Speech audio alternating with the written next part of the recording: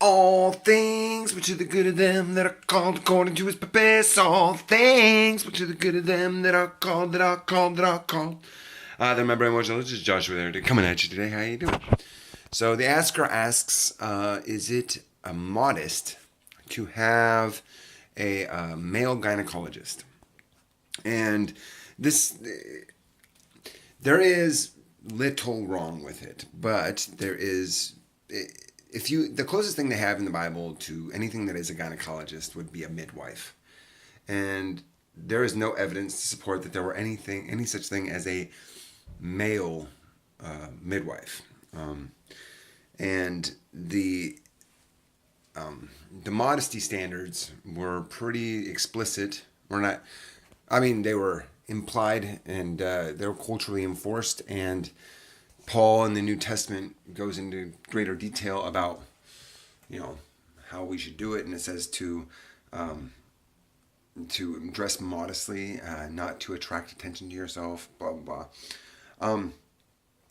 I think the crux of this situation is based on what is offensive. We're not supposed to cause a brother to stumble.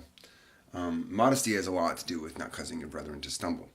Now, if it's a man's job to take care of a vagina, or vaginas in plural, I don't really know how godly a profession that is, but I also know that it's not our job to force our beliefs on anybody else.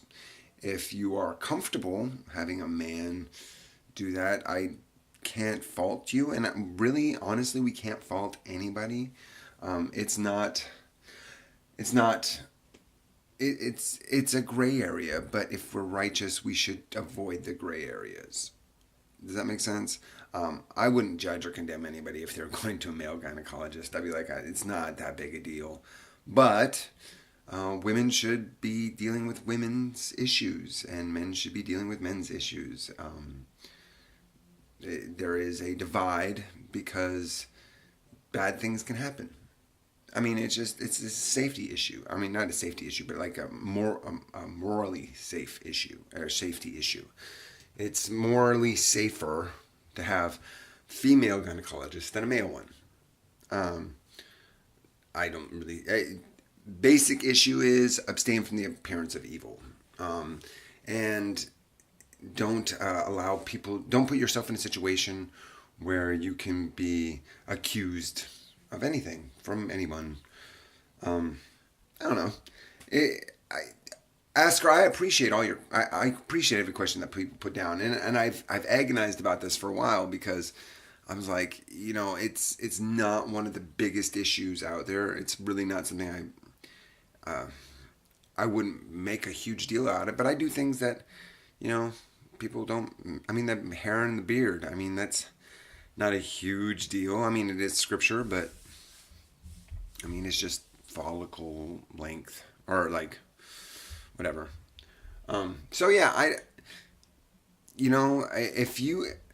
I would never condemn a woman for only feeling like it would be righteous to only have a female gynecologist. I think that makes sense to me.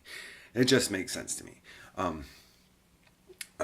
Having a male gynecologist doesn't raise any red flags in my book, but I could see how it could be an issue for some. And to avoid any issues, it's probably best to just have a female gynecologist. I'm not going to judge somebody if they have a male gynecologist. It's not my body. But we don't want to cause our brethren to stumble. And I have no idea. I mean, like, as a woman, you have no idea who you cause to stumble and who you don't. So that's the whole point of modesty. The whole point of modesty is to avoid causing your brother to stumble. So if you don't know, if you're not sure, if you can't have a guarantee, then it's probably best to have a female gynecologist. And I think that is the crux of it all. Anyway, Asker, thank you for asking. That's a great question. And like I said, it's not something I'd ever really thought about, and it's been bothering me and trying to come up with an answer for you.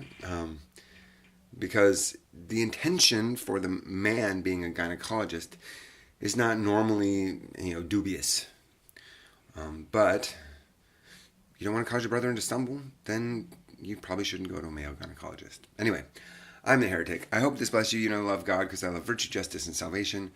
Peace, living, grooviness forever. Waza!